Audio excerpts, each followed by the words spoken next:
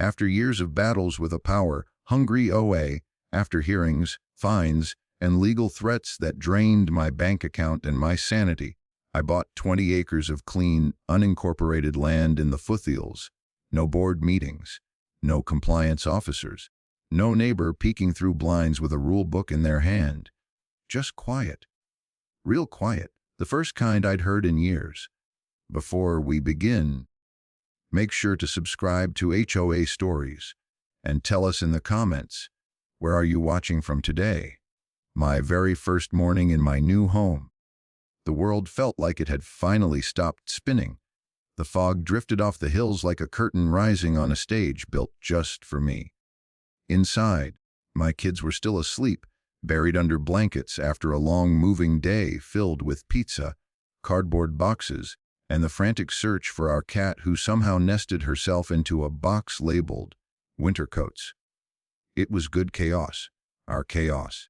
I walked barefoot onto the porch, coffee warming my hands, feeling, for the first time in a very long time, hope. A clean slate, a fresh start, a life that belonged entirely to us. I wasn't expecting anything strange. Not that morning, not in this place. But peace doesn't warn you before it shatters. The first sign something was wrong, as I leaned against the railing, soaking in the silence, I saw a silver SUV creeping slowly along the road, too slowly. No honk, no wave, just eyes behind tinted windows watching, analyzing, hovering like a drone surveying a target. I brushed it off. If only I'd trusted my instincts. Because the quiet peace of that morning, it was the calm before an ambush. 10 minutes after I finished my coffee, I heard footsteps crunching up my gravel driveway. Not the unsure steps of a neighbor wanting to welcome the new guy. Not the hurried steps of a delivery driver. These footsteps had purpose, confidence, authority. The kind of walk someone uses when they already believe the land they're standing on belongs to them. I turned, and there she was, a woman in a navy blazer, dark sunglasses, and a haircut so sharp it looked like it had been measured with a laser level. She held a leather folder tucked under her arm like a weapon. She didn't stop at the driveway. She didn't pause. She walked straight across my grass like she had already claimed the deed. She stopped 10 feet from me and said, in a tone that belonged in a courtroom, not a driveway, "Good morning. You must be the new occupant." "Can I help you with something?" I asked, keeping my voice calm. She removed her sunglasses slowly, dramatically. "I'm Karen Fowler, president of the High Pines Preserve Homeowners Association." I blinked. Not because of her name, though fate has a sense of humor, but because nothing about this area suggested an HOA existed anywhere near it. She lifted the folder. "Your property now falls under High Pines jurisdiction. I'm here to provide your membership documents." She handed me a thick stack of highlighted, tabbed, color-coded rules. I didn't touch them. Instead, I said, "This is unincorporated county land. There's no HOA here." Karen's smile tightened into a thin blade. You could practically hear it sharpening. "This is the updated boundary map," she said sharply. "You are now under our regulations." Immediately, I pointed to the end of my driveway. "Step off my property." She didn't like that. Not even a little. "You're making a mistake," she snapped. "People who don't work with the community don't last long." I held her gaze. 10 seconds, I said quietly. "Then I call the sheriff for trespassing." Her jaw clenched. Her heels cracked against the gravel as she retreated, each step sounding like a threat. I thought I'd seen the last of her. I was wrong.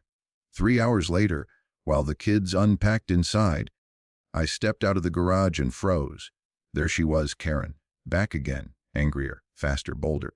"Mr. Cole," she barked. My new Americanized name in this version. "I'm not done with you."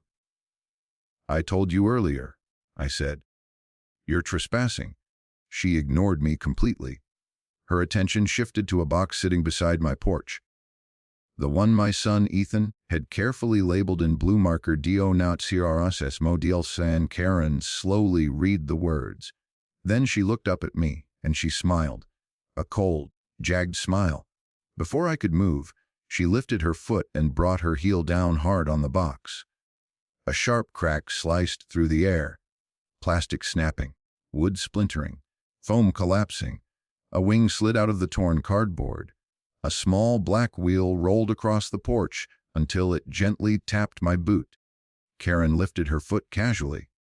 "Well," she said, "kids need discipline. Maybe he'll learn to clean up after himself." My voice was steady, though anger boiled low in my chest. "That belonged to my son." She shrugged.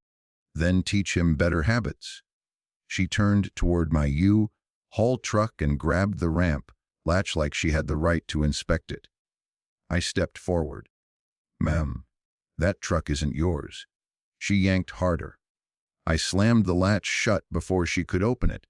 She stumbled dramatically. "You assaulted me?" she shrieked. "You know I didn't touch you." "Same thing," she snapped, whipping out her phone and dialing emergency. That's when I understood. The crushed airplane wasn't an accident. She was baiting me, setting up a narrative. This was a setup, and she wasn't done. The husband arrives, and he's worse. Before the echo of her fake screams faded, an engine roared in the distance. A black pickup tore up the gravel driveway, dust spiraling behind it like a storm cloud. The truck screeched to a stop. Door flew open. A man jumped out, tall, built like a linebacker, stuffed into a security jacket. Richard Fowler, Karen's husband. He didn't ask who I was. He didn't ask what happened. He already knew the story Karen wanted him to believe. "You Jonathan Cole," he barked, stepping into my space. Yes. He jabbed a finger so close to my face I could see the grease under his nail. "You put your hands on my wife." Behind him, Karen gasped on cue. "That's him, Richard. He attacked me." Richard didn't check. He didn't ask questions. He reached for a baton on his belt and drew it in one practiced motion. "You think you can intimidate her?" he growled. "This isn't your property," I said evenly. "And I never touched her." He didn't care. He swung. A heavy, bone-breaking arc. But I'd dealt with that type of swing before. I stepped inside his reach, grabbed his wrist, twisted sharply. The baton flew from his hand and clattered on the gravel. Richard dropped to one knee, gasping. I stepped back, hands open. "Walk away," I said. "This doesn't have to go further." But humiliation burns hotter than pain. He lunged, grabbing my shirt, shoving me back into a stack of boxes. A lamp fell out and shattered across the porch. Karen screamed like she was auditioning for a dramatic police show. "He's killing Richard! Help!" That's when the sirens arrived. And then the police show up and they're looking at me. Two deputies sprinted up the driveway, hands hovering over their holsters. But they weren't looking at Karen. They weren't looking at Richard. They were staring dead at me, the only calm one in the mess. "Sir," one shouted. "Hands where we can see them." "Don't move." Karen broke into hysterical sobs. Richard groaned dramatically, clutching his shoulder. And me. I raised my hands slowly. Because the trap Karen spent the entire morning building, it had finally sprung. And from where the deputies stood, it looked like I was the attacker. The deputies closed in with urgency, boots snapping gravel as they approached. Eyes locked on the one person who looked calm enough to be dangerous, me. It's a strange feeling, realizing that the truth is standing behind you while a lie stares directly into the eyes of the law. I kept my hands raised, slow and steady. Not because I was afraid, but because I had kids inside the house watching through the window, and the last thing I wanted burned into their memories was their father getting pinned to the ground. "Sir, step back," the older deputy ordered. Hand hovering just above his holster, I could hear Karen wailing behind him. Hear Richard forcing out groans like an injured bull, trying to convince the world it had been attacked. Their theatrics echoed across the yard, bouncing off the trees like they had rehearsed the routine a dozen times. I didn't move, didn't argue, didn't raise my voice. When a man knows he's being set up, the worst thing he can do is hand the liar a reason to win. The younger deputy stepped behind me. I could feel him inching closer, feel the shift in the air as he prepared to grab my wrists. Karen must have sensed it too, because her sobs cut off for a split second, long enough for her to smile. A sharp, triumphant little curve of the lips that said she believed she'd won. The deputy's voice hardened. Place your hands behind your back. I didn't turn around, didn't lower my arms. I simply said, calm and clear, "Officer, I am not turning my back on an armed man who attacked me." Both deputies froze. Behind them, Richard tried to stand straighter, tried to look like the victim he wasn't. Karen sucked in a breath sharply, the sound of someone who realized their script might not be airtight after all. I nodded toward the gravel without lowering my hands. The baton he used to swing at me is right there. I disarmed him. That's all. The deputies looked. For the first time since their arrival, they hesitated. Not because they believed me yet, but because something in the scene didn't add up. I took a slow breath. I have full security footage of this entire incident. Cameras on the porch, cameras at the garage, audio, clear as day. That was the moment Karen cracked. She didn't scream this time. She spat the words like gum losing its flavor. "He's lying! He made that up! Don't listen to him!" Too fast, too frantic. Too much panic for someone supposedly innocent. I didn't point it out. I didn't need to. Panic is loud all on its own. I kept my voice level. There's a tablet in my pocket linked to the feed. You're welcome to retrieve it. For a moment, the air stilled. Even the trees seemed to stop swaying. Finally, the older deputy moved. "Don't move," he said, approaching me carefully. He reached into my pocket, pulled out the tablet, and clicked it on. The screen lit up. The live feed showed everything exactly as it was: the crushed model plane, the torn open boxes, the scattered gravel, the pieces of the fight. Then he tapped the playback button, and time rewound. It played my calm greeting, Karen stomping over the property line, her stepping onto the box marked "Dio no Chiarus Mdu Deal Plan," her pause, her smile. The sound of the plastic snapping and wood cracking sharp enough to slice through the quiet of the morning. Ethan's plane dying beneath her heel. The deputy didn't react, not outwardly, but I saw the way his eyebrows twitched upward a millimeter. Awareness quietly blooming. The video continued. Her grabbing the U-Haul latch. Me blocking it without touching her. Her screaming assault. The arrival of Richard. The baton appearing in his hand. His swing. The disarm. The shove, the shattered lamp. The chaos she tried so hard to frame. Then the deputies themselves entered the frame. Then silence. The deputy paused the video and zoomed in on the baton. The younger deputy leaned closer, studying the angle, the body language, the motion. Karen realized the truth was no longer playing defense. She lunged forward, voice cracking. "That's not the full video! He edited it! He provoked us!" "This is all." "Step back," the deputy said sharply without lifting his eyes from the screen. She stepped back, but not willingly, like someone tugged by consequences she tried very hard to avoid. The older deputy let the footage play out a little longer before finally lowering the tablet. He looked at me, truly looked at me, for the first time since he arrived. And there wasn't accusation in his eyes anymore. Just recognition. He turned to Karen. "Mom, is there any part of your earlier statement that matches what we just watched?" Karen opened her mouth, but no sound came out. Her eyes darted wildly, searching for a lifeline that wasn't there. She glanced at Richard. but he was too busy staring at the ground, jaw tight, sweat shining on his forehead. The deputy didn't wait for her answer. He motioned to both of them. Sir, I'm going to ask you to step over here." Karen recoiled like he'd swung at her. "Wait. No, you can't be serious." "We're the victims." Richard muttered something under his breath, something half protest, half plea, but the deputies weren't listening. They had reached their conclusion the moment the truth put itself on display. The older deputy nodded to the younger one. "Get the cuffs." Karen's face drained of color. No, you can't do this. You can't."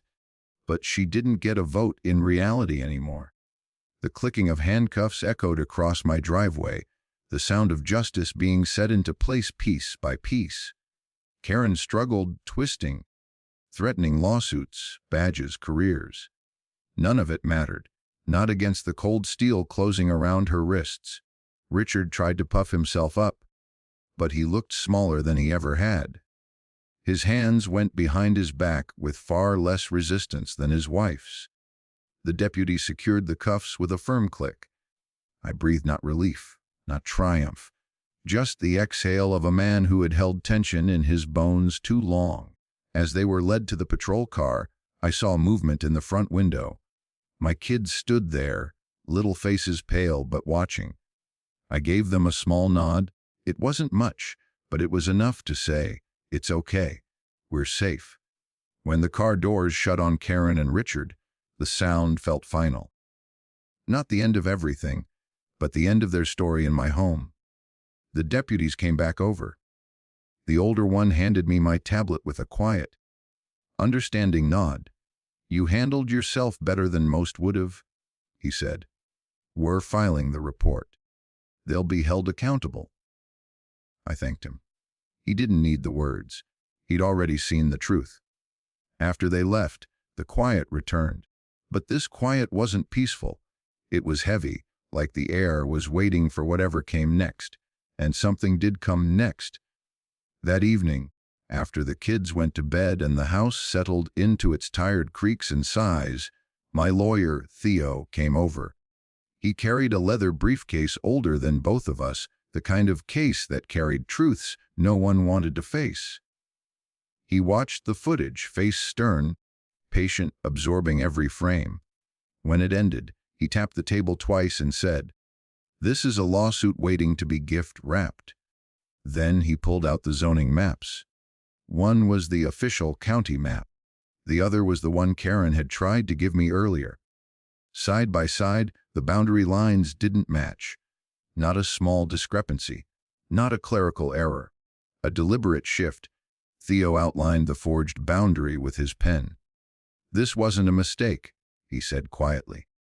"They've been illegally trying to annex properties. Yours was next." I didn't say anything. The anger wasn't loud anymore. It was slow, steady. Theo packed up the maps. "Tomorrow," he said, "we hit them back. Hard." It should have ended there. But the next morning, a knock on my front door changed everything. A nervous man in a maintenance shirt stood on my porch, shaking as he handed me a flash drive. No explanation. Just whispered words. "You didn't get this from me." Then he was gone. Inside the drive was a video file, a recording of an HOA board meeting. And what I saw in that recording, it made everything from yesterday look small. The lies, the fraud, the annexation. None of it started with Karen. She was just the messenger. The real monster lived behind the boardroom door. And their voices on that video told me one thing clearly. They had plans for my land. Plans they'd protect at any cost. But they had made one crucial mistake. They picked the wrong homeowner and the wrong property to try and steal. The flash drive sat in my hand longer than I expected. It was small, weightless, but it carried something that felt heavier than every lie Karen had thrown at me. I plugged it into my laptop cautiously, half expecting malware, half expecting nothing at all. But when the lone video file popped onto the screen, the timestamp, the title, The familiar Zoom layout. It was like a curtain pulling back on the kind of truth people spend years trying to bury. The recording started with a ding, that small, harmless notification announcing people joining the meeting. Harmless was the last word I'd use to describe what followed. Karen appeared first, sitting perfectly upright in her pristine home office. Behind her, a wall of books organized like trophies. Then faces appeared one by one, board members looking tired, stressed, irritated. The way people look when they've been playing a game for too long, and the rules keep getting more complicated. And then Don Sanders, the vice president of the HOA, joined the call. Calm, polished, dangerous in a completely different way than Karen or her pit bull of a husband. The meeting started with formalities, budgets, maintenance costs, landscaping issues. But 10 minutes in, the real conversation started. Karen cleared her throat, leaned forward, and said, "We need to discuss the buffer zone properties. If we don't move fast, we lose the expansion." Don didn't hesitate. As long as the paperwork is filed before any homeowner challenges it, we're clear. They either comply or they leave. Another board member sounded nervous. "Isn't that risky?" Don shrugged. "Most people fold. Fear is cheaper than lawyers." Karen nodded like she was nodding at scripture. "There's a new guy up on the hill. He looks confident. I'll deal with him personally." The board chuckled. I didn't. The meeting went on. Strategies, legal manipulation, weaponized fees, compliance pressure. A system designed not to protect the neighborhood, but to squeeze it, to own people through exhaustion and intimidation. Watching it was like realizing the monster in the woods wasn't a single animal. It was an entire pack. When the video ended, the screen went dark, but the anger didn't. It stayed lit, hot and quiet, burning under my ribs. Theo arrived the next morning.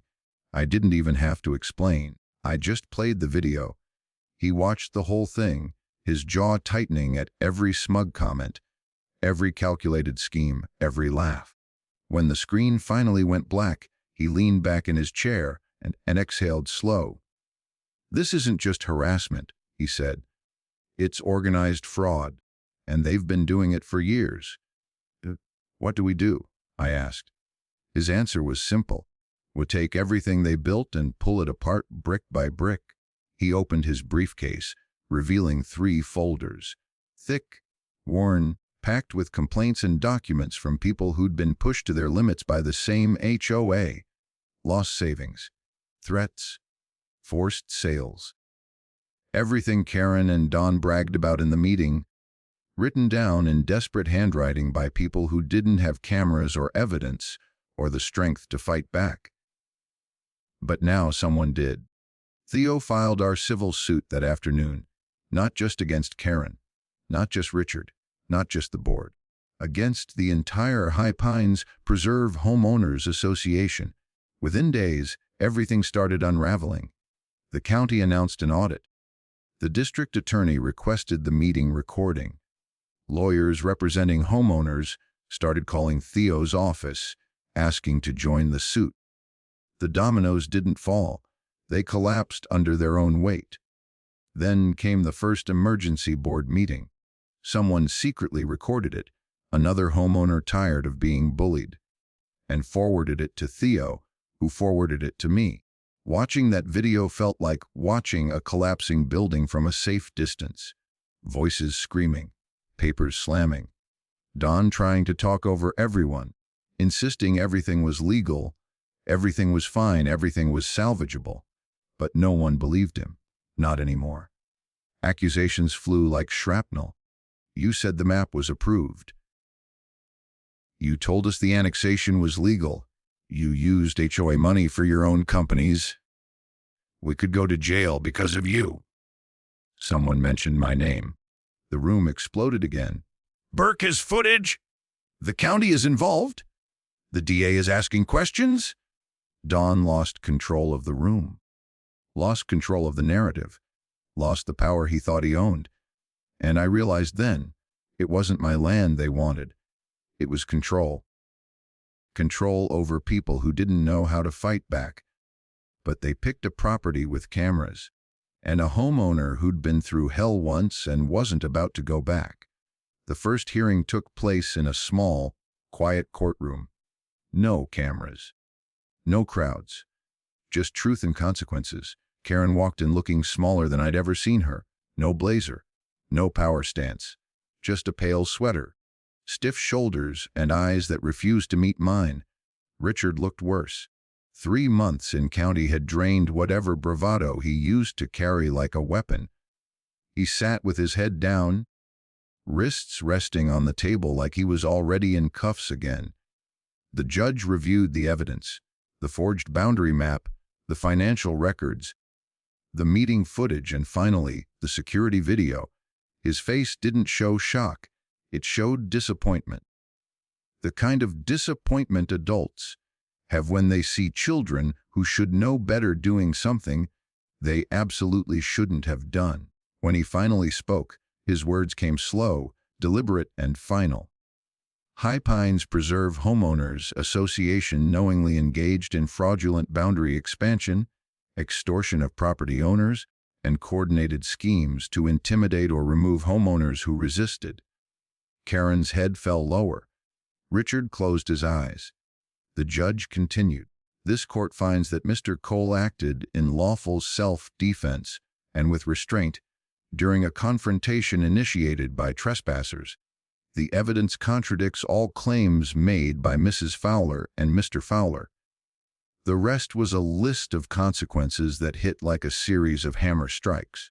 Karen, guilty of false reporting, trespass, destruction of property, 18 months probation, mandated counseling, community service, and a restraining order preventing her from coming within 500 feet of my land. Richard, guilty of assault with a weapon, battery, and attempted intimidation, 90 days in county jail, a $10,000 fine, and a suspension on his security license. Held financially and legally responsible for damages, forced dissolution pending full county audit. Don, investigation pending, possible criminal charges. And then the judge added the line that hit me the hardest. Mr. Cole's land is hereby affirmed as unincorporated territory and shall not fall under any HOA jurisdiction now or in the future. That sentence felt like the final lock on a door that would never open again. The fight wasn't just won, it was sealed. A week later, I put up a sign at the end of my gravel driveway. A black steel plate bolted deep into the ground. Beside it, I placed a small American flag, not for show, not for politics. Just a reminder of something simple and often forgotten: freedom means something only if you defend it. The kids laughed again. My daughter filled her sunroom with colors. My son rebuilt his model plane with stronger wood and a brighter paint job. When he showed me the finished frame and said, "Dad, this one won't break," I felt something warm settle into my chest. "No," I told him, "nobody's breaking anything here ever again." Sometimes I still catch cars slowing at the end of the drive. Maybe curiosity, maybe people remembering the story. But nobody turns in. Nobody tests the fence line. Nobody walks across my grass like it belongs to them. Not anymore. Because this land is mine, my home, my peace, my kids' future. And after everything we went through, I can finally stand on my porch at sunset, watch the last light fade across 20 open acres, and breathe 3 simple words: we're home now. And nobody is taking this from us ever again. If you want more powerful, dramatic HOA or homeowner conflict stories written in this same cinematic, flowing style, just tell me the next title or story idea, and I'll create it for you.